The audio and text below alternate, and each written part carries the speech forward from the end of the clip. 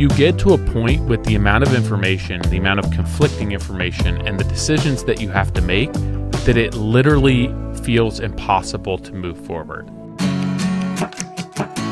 Welcome back to the Modern Craftsman, boys and girls.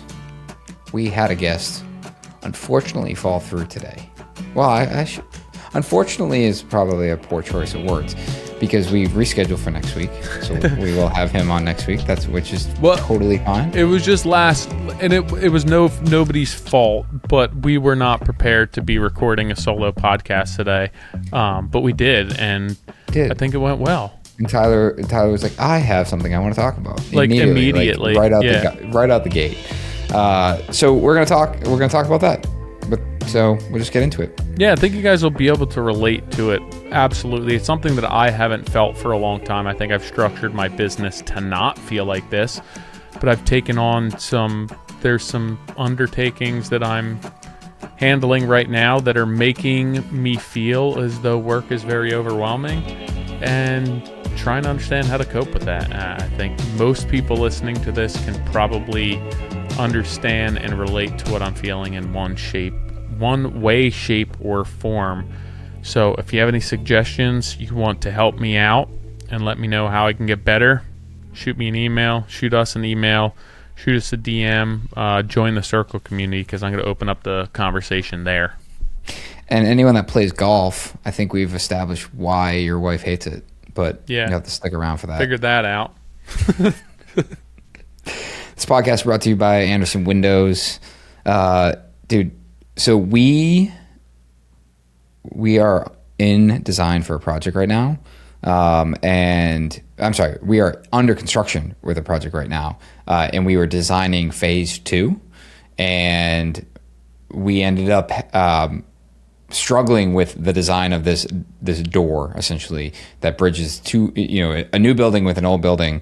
And we were going back and forth internally. And finally, I said to my team, I'm like, hey, let's just get Andersen on a call with us, because going back and forth in email with the design team and us, and like trying to figure out like the as-built I feel like they can just look at this and understand how to work backwards from a product that they offer, or if needed, they can customize it. And I think that was and ultimately they looked at it and they said, oh, this is all we need are these dimensions, and we'll work within the parameter of our stock sizes.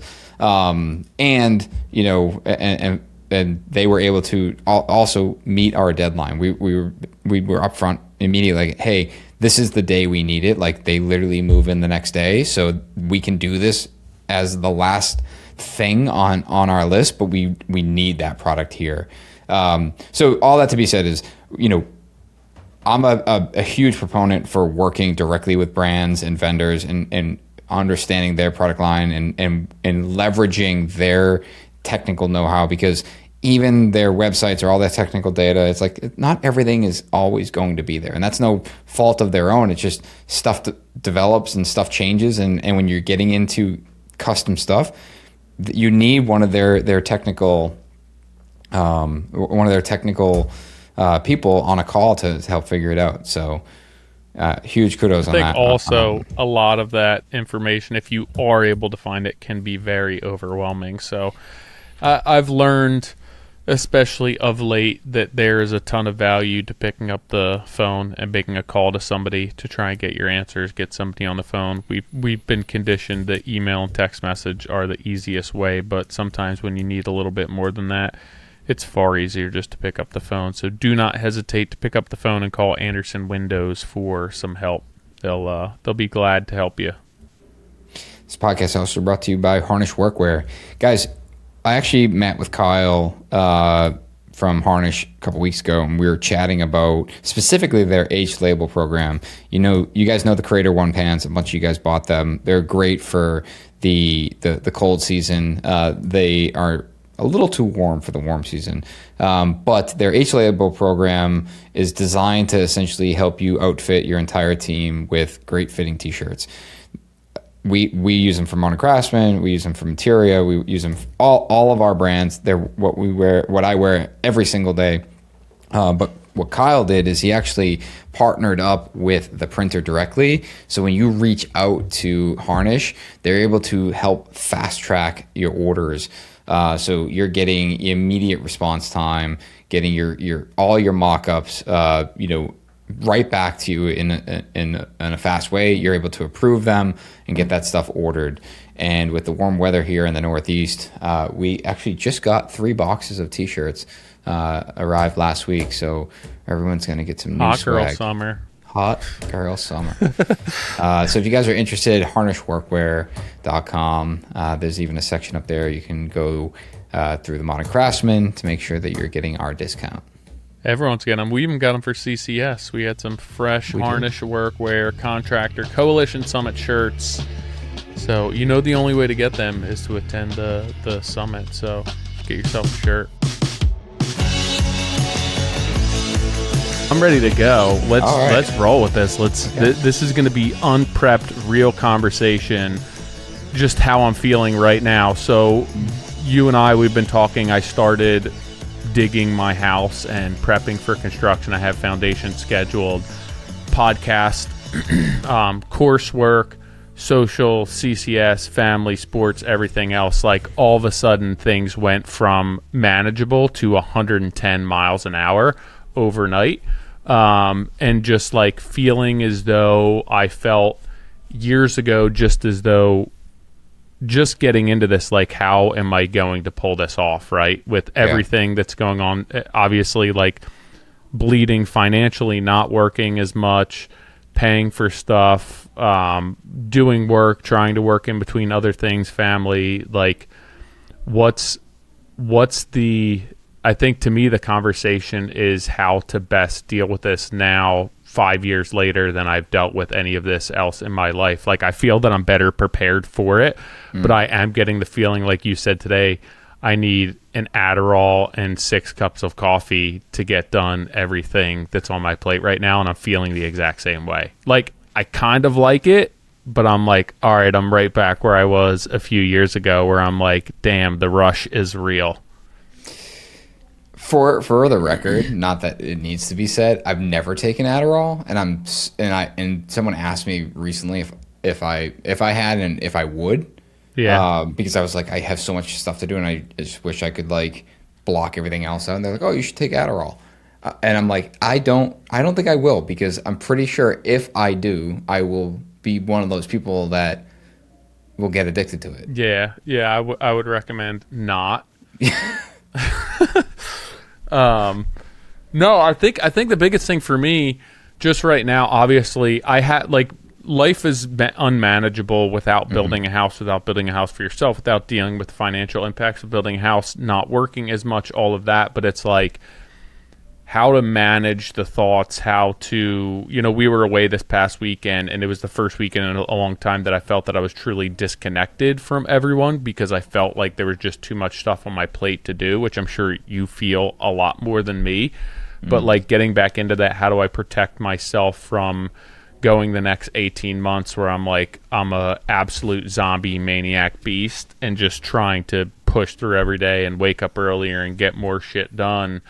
Like how to refine the balance, or at least try and maintain some sort of balance while moving through this. It's funny you say that. This is the first weekend I feel like I thought we'd go away and I would be able to disconnect, and it's the first weekend that I've woken up every night with like some anxiety. Yeah.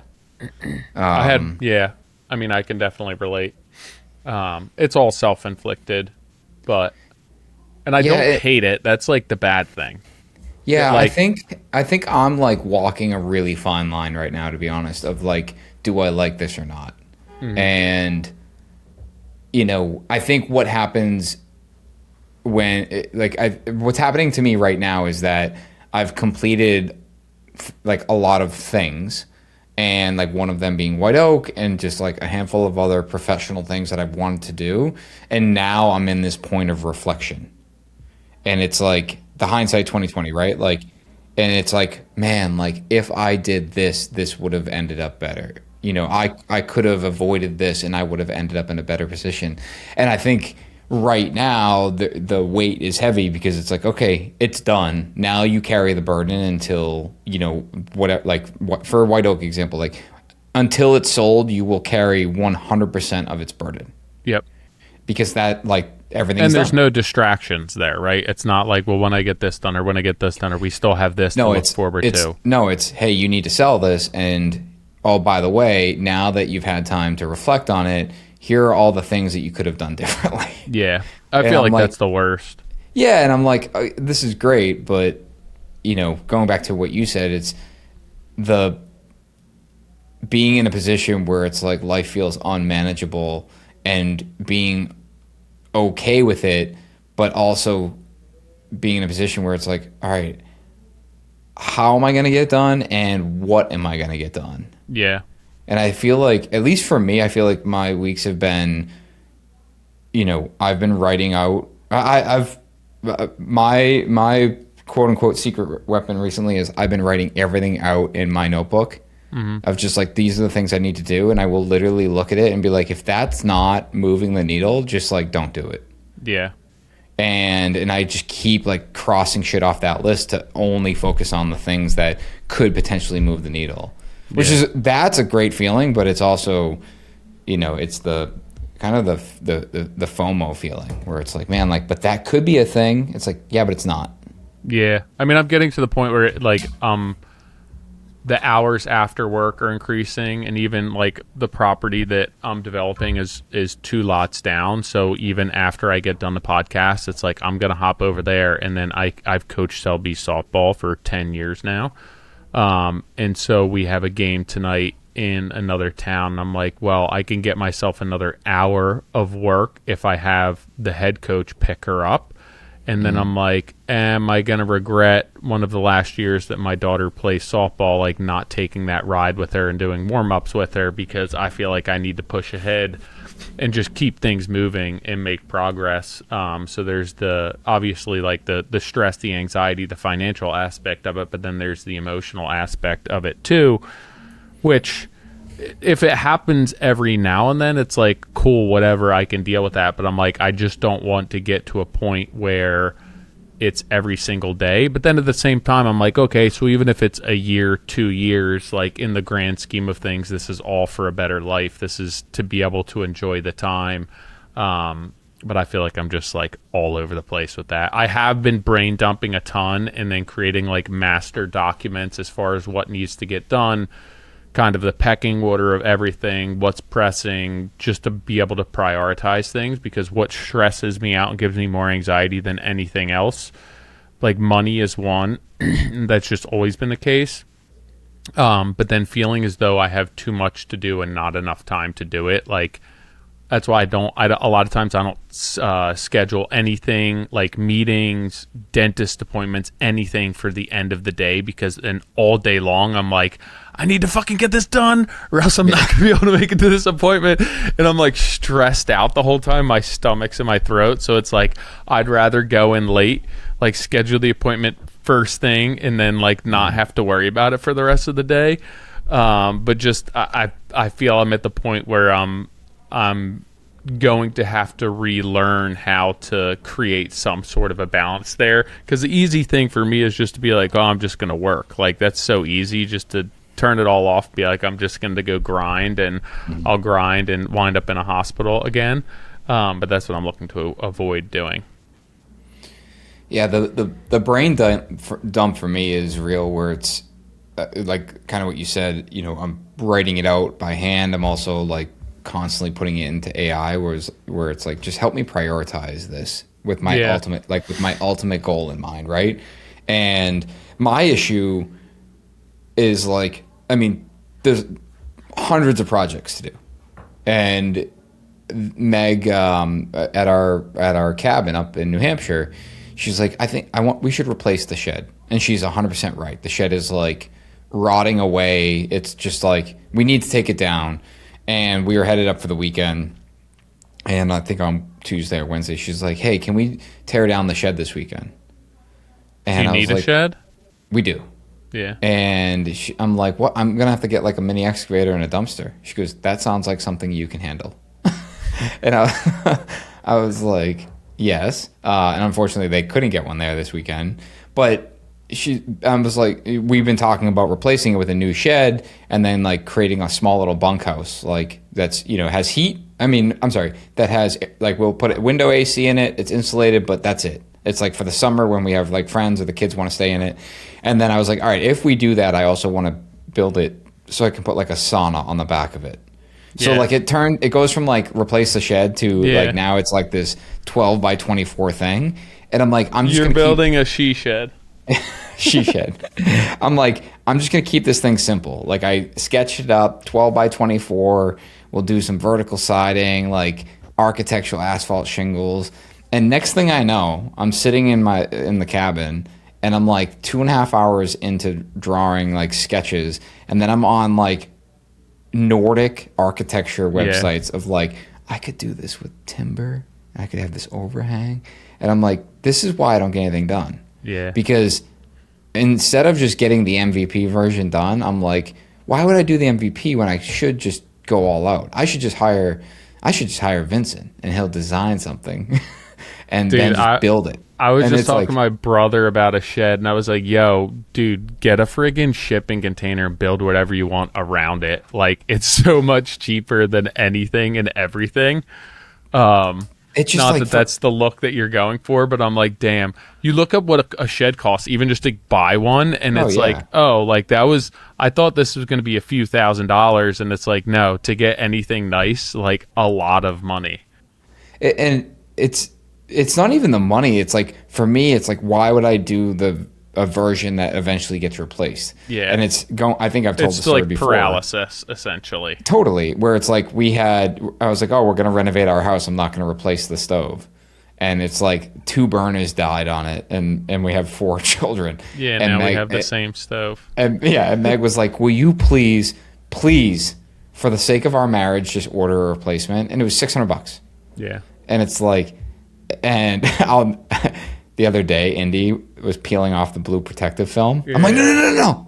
She goes, what? I'm like, leave that on. She goes, why? I'm like, because this is going to go down in the rental in fucking 3 years. And it's not. Nice like, for it's decent stove for $600. I'm happy with it. But it's just like, why would I replace it if we're going to get like a nice one? She's like, because you're not we were supposed to start this renovation 3 years ago. Yeah. And it's just, that's like what kills me is like, there's stuff to do. And then now, I mean, truthfully now, like especially with AI, it's like, oh, I have all this stuff to do. So I'll start doing it and be like, man, I could have AI do this. All right, let me use AI. And then it's like 4 hours into learning how to tell AI to do what I need to do. I'm like, fuck. I'm like, if you were doing just one thing, it would be helpful. But when it's so many different things, it's just like, I feel there's a lot of wasted movements. Because like you're really not systemizing anything at that point. You're just kind of recreating the wheel for many different individual wheels. And it's just like, so for me, I mean, recently, like one of the things that I realized last week, or not realized last week, but like came to the determination last week is I also work with a bunch of different consultants where it's like CPA, my trust, my, wealth management, my, business coach, my other side of my business coach. And it's just like all these people. And I'm like, I just need to stop. Like I'm getting all this great advice. All of it's great. But the problem is like none of it works together. Yeah. And I'm just like, my brain is going to explode where it's like, sure, Nick, like you could sit here for a week and build an awesome AI, pre-construction tool that works and like totally changes the course of your business. That can't be a priority right now. You need to focus on these 2 jobs that you are trying to move forward, and that is it. And for me, like I need to be reminded of that, like myself. And that's why it's, for me, I've been just writing this shit down. I'm like, this is my priority. Yeah. And it's crazy to me how quickly you can slip right back into it, even being short with the family, short with the kids, not having patience, feeling as though you're disconnected, feeling as though I like can't wait to get home because I have so much shit that I have to do. And it's like week 2. It's not as though I'm at month 6 getting into this. And it just seems as though everything that seemed on the brink of being manageable, you add another thing, which is a substantial thing, and then you're spending money, and there's a lack of time at that point. It's like, oh damn, everything went from like we finally created something that was manageable to something where it's like I'm overwhelming myself, and then every job that you felt was manageable and you could handle, I'm like, damn, that's just another thing on top of what I have to do on a daily basis. And then it seems like you're getting nothing done, which we've had that conversation before, right? Where it's like there's so much crap to do and you get little things done, but nothing's done completely. And there's not that much gratification in that. No. Because it's like, well, I got things done 75% of the way, but if you're not a 75% of the way type of person, then it's like, I feel like I didn't get anything done. Yeah. But the progress does feel good. Progress feels great, yeah. And it's like if I just built this shed and it was T111 and it had a sauna and a bunk and place for the garden tools, like it would actually feel great.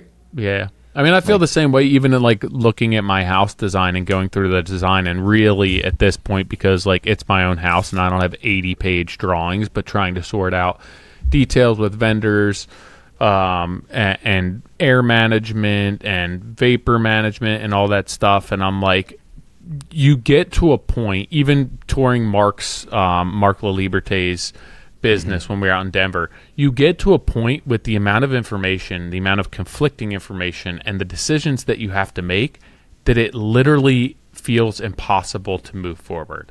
It's like I get to a point where I'm like, I'm good with that, and then you find one other thing that conflicts what you just made a decision on, and now you're like, well, I can't use those two things together, so what am I going to do now? And that's also frustrating and just taxing on you mentally, where I'm getting to the point where I'm like, you know what? If like that one little area of it can't be the way that I want it to be, or it's not 100% complete with regard to that one building component, like so be it. I'm close enough. I'm good enough. And it's going to be fine as is. But it just feels the way that the direction of everything's going. It's like, the more you think about it, the more time you spend, it almost it creates that paralysis for you, where it's like, well, now I don't want to make a single step because I don't know if that I'm going to have to retake that step, or if that step's in the right direction, where if it were a little simpler and if it weren't so complicated and if there weren't so much stuff going on, it's like, well, I could just take a couple steps each day and I'm going to be making progress. Growing up as a kid, when I used to build forts, I'll never forget this kid's house I went over. Actually, a couple kids, they all built these tree houses, but one of them, I remember going in it, and it was just like so hodgepodge together. And I fucking loved it. I was like, this is so cool. I'm like, where'd you get this carpet? He goes, I don't know. I found it in like the basement. I'm like, where'd you get this? He goes, I don't know, dude. Like, and I was like, I just wanted to, like, how'd you plan all this? How'd you know? And he's like, dude, I didn't plan any of this. I just put shit together and it ended up being a treehouse. And I remember going home and we started building a fort, and I was so like intentional about like how I was doing things and how stuff was getting cut and put together. And I remember like being inside. I'm like, this isn't cool. Yeah, like takes the fun out of it. Yeah, I'm like, this is like, and I can't finish it because I don't know like if I'm gonna find a piece of carpet, or that I don't know what size carpet I'm going to find. So like, how am I supposed to know what size room I'm going to like? And I've never really thought of that until this moment, where it's like, man, I don't get shit done because I'm so worried about like the decision. Dude, it's just straight proud. Like when we were at Mark's discussing all like the vapor control and water control and what systems and what furring strips and what bug guard and bug shield and tapes, and I was like there's literally no right answer. Like every single answer, you're going to be presented with some sort of wrong aspect of it, And it's like, yeah, and are you willing to, like, what are you willing to have be wrong? correct. And like, while these cutaways and these displays and what we're discussing it's amazing, but it's in a vacuum. Like, in the real world, there's other things to consider, and a lot of unique things to consider, that the world isn't a vacuum. Life isn't a vacuum. And I do think that helps quell some of that anxiety and at least create some sort of progress. But like you're saying with the fort and the shop, I don't know. I look at, if you've ever seen Gary Striegler's wood shop, or even we had the Essential Craftsman on, like what he films his YouTube channel, and it's just this hodgepodge of old stuff. I don't know if Gary has ever had dust extraction in his shop. It looks like a hamster cage with how much wood dust is on the floor, and it's just like homemade cabinets, homemade jigs, homemade tools. Same with the Essential Craftsman. If you watch any of that stuff, it's just like these old heirloom type of items that he's collected over the years that make up his shop. And I'm like, that's kind of sick. It's just like the old man shop that's just, Folgers containers worth of screws, mason jars worth of stuff. And I couldn't survive like that at work because I need to be a little bit more organized than that. But I'm like, damn, that is so cool. Like, I would love to have a shop like that where it's like, it's not immaculate. This is just an old man shop. You come in here, and like, when I'm gone, my kids are going to be like, he had so much shit that just like, why does he have it this way? It's like, do you have any screws this particular size? It's like, oh, yes. Yeah. It's in the blue Folgers can underneath my bench. Yeah.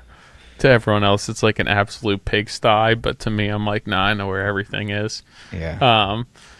Yeah, I think I'm at an interesting crossroads in life, business, everything else. I'm enjoying what I'm doing. I've also realized that it's very fun. It's stressful, but it's very fun to be doing things outside of your comfort zone and that you have not done before. I think a lot of times with work and with building and remodeling, that I've done so much of it that it becomes less interesting. And I wouldn't say boring, because once you're in it, there's so many aspects of it that are interesting and intriguing. But learning something for the first time, going through and figuring something out for the first time, it creates a ton of stress for you that you just don't have the answers there, and you have to figure them out, and there's hiccups along the way. But it has been very interesting to relearn something with building, or just learn something with building that I haven't had a chance to do in so long. I feel that everything that I've done, I've been fairly confident in what I'm doing, and I'm like, everything is from scratch now, which has been humbling. It's been interesting. It's been stressful. It also reminds me so much of when I started my business, just being like, I got to figure all this shit out. Like, there's a lot of shit that I don't know, and a lot of stuff that I have to figure out, and a lot of stuff that I'm making up. And it's not difficult, but it's just like, when you don't have the knowledge and the experience there, and it's not coming as second nature, it can be frustrating. And it leads to the paralysis, like I was talking about, where it's like, dude, just do it. Like, just do it and you'll figure it out, rather than sit there and hyper analyze every single decision that you're making, because it just leads to frustration and a lack of any sort of production.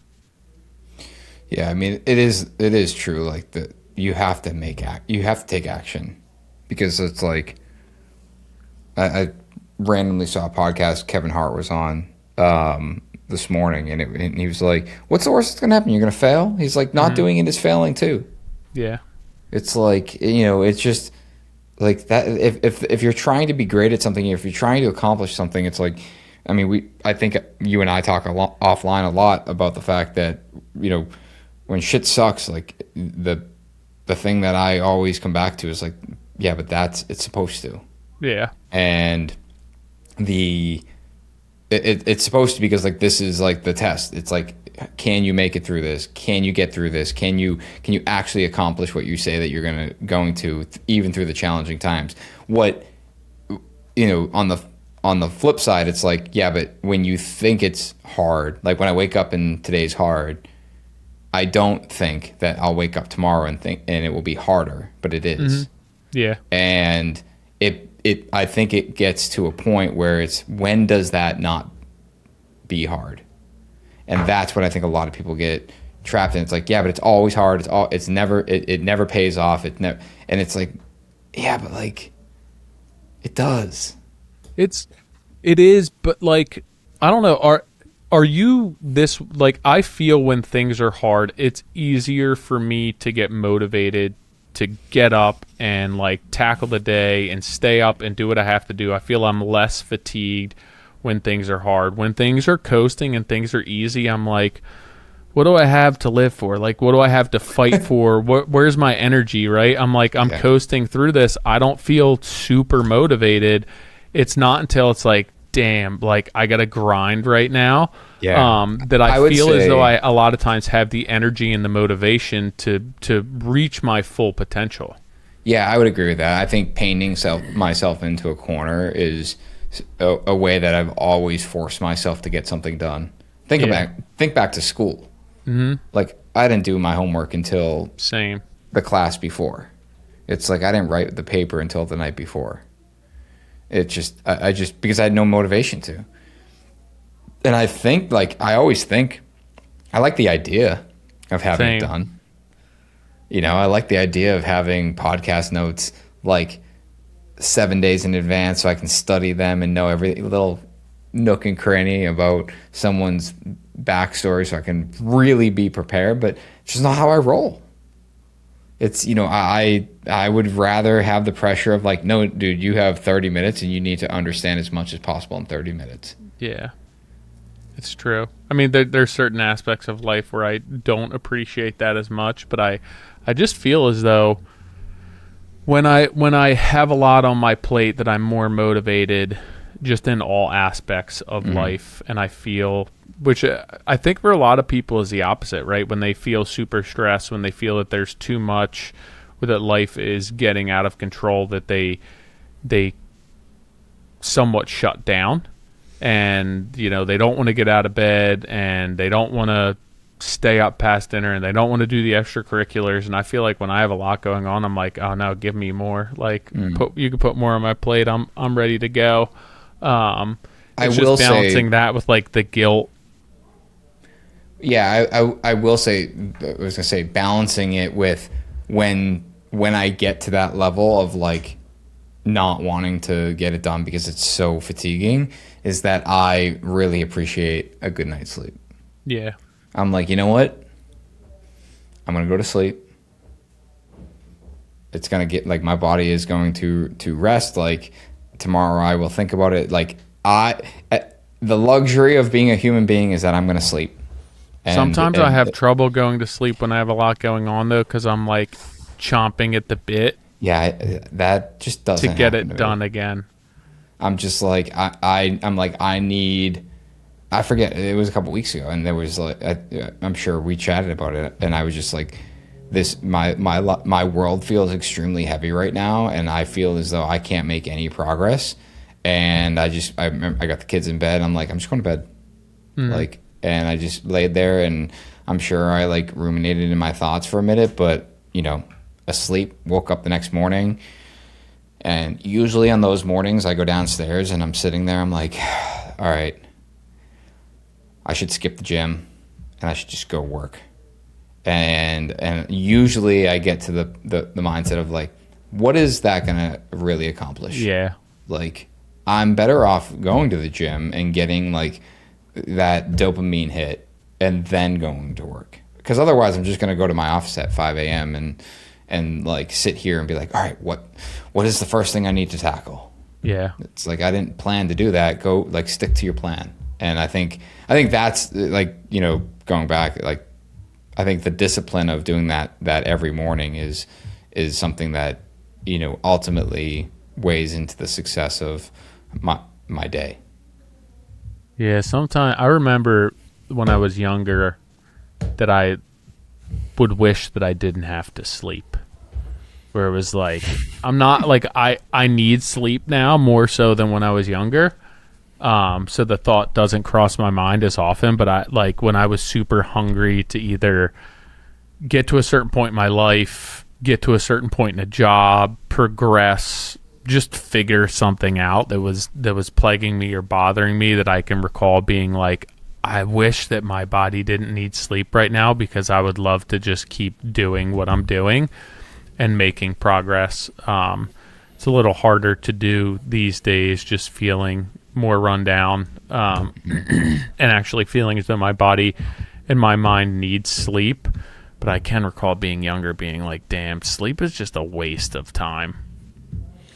I don't think I feel that way quite as much anymore. But there are nights where I'm like, I have a lot going on, and I go to lay in bed and I'm just thinking about what I need to do. And I'm like, it would almost be easier to stay up and get done what I need to, so that I could rest peacefully, rather than just sit here and friggin' think about this for the next hour and a half. I used to be that way when I would work late. And now, like, 5, 6 p.m. works off, and then it's like kids until 10. And I always am like, oh, I could just crank after 10. I'm like, there's no way I'm going to have a second wind at 10 p.m. And I'm better off waking up earlier. Even, I think it was last week, I woke up 4 a.m. I hopped on a flight. I went to New York, and I had like 5 meetings in New York, just meeting with different people.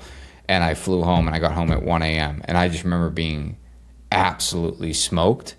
But I was like, man, I got so much done. Like, I just, like, all day, just nonstop. And I remember I was like, but I'm definitely got to catch up on sleep tonight. And I think I slept for 4 or 5 hours, and I woke right up, and I'm like, all right, I'm good to go. Yeah. A lot of times I'll wake up and I'll be like, damn, I can't wait to go back to sleep tonight. And then as soon as the day starts going, and then like that night, it'll be time to go to sleep. And I'm like, I don't really want to go to sleep. I have too much shit that I still want to do. It's like you wake up in the morning like, I just can't wait to get back in bed. And then when the day actually happens, I'm like, nah, I'm good. I don't get back in bed a lot. I'm usually like up, and then within 2 minutes, I'm like, all right, I'm good. Yeah.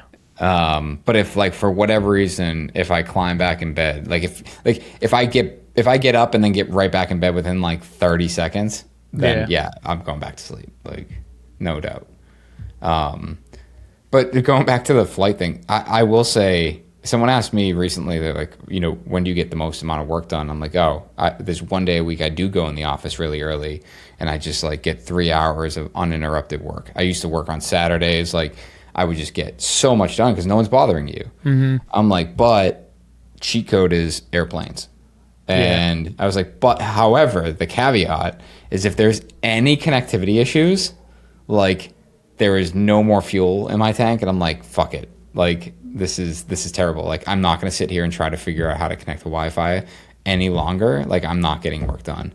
But when we did a video for Andersen, and they were like, we want you to come out to San Diego and film a video, and my schedule was nuts, and I was like, I'll come out, but I need to fly back the same day.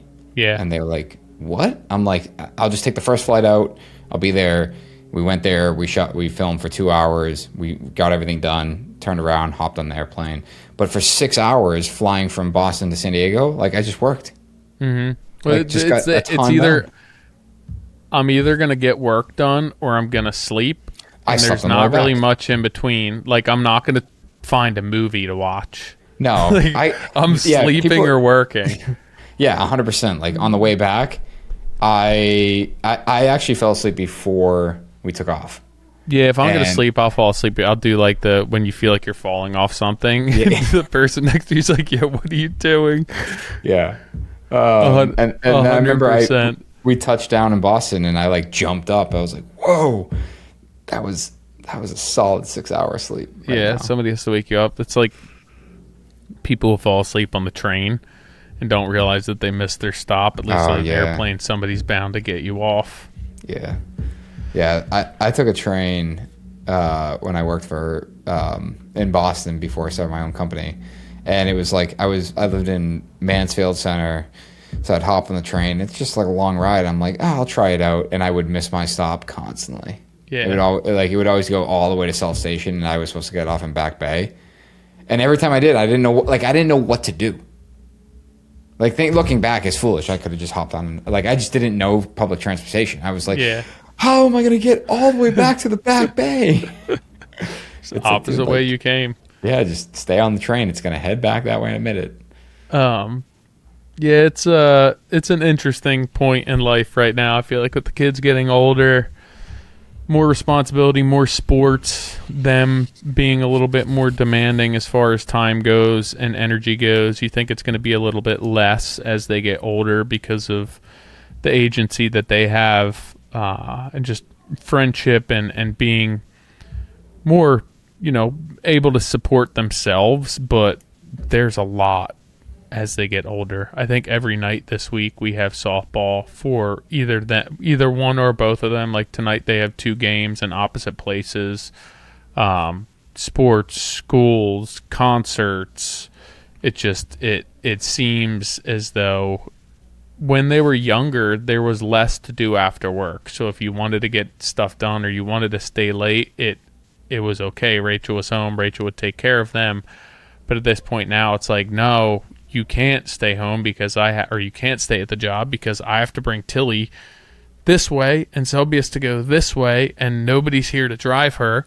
So it's definitely, having this much on my plate. I haven't had this much on my plate since it's probably been 5 years. And again, a lot of it's self-inflicted, but I'm at a different point in life. I'm at a different point with the family, and recognizing that and trying to understand how I'm going to navigate this is something that's been on my mind. And just feeling the way I've been feeling and having a little bit more anxiety and being shorter with the kids and having less patience and just feeling as though I've been less involved, even though I'm there. It's like when you're not mentally there, you're just physically there. We just spent this weekend up at the lake and we got rained in and we were there with the kids, and I was like, I spent 3 days at the lake basically sitting at my computer trying to make progress and decisions on the house and moving forward with that.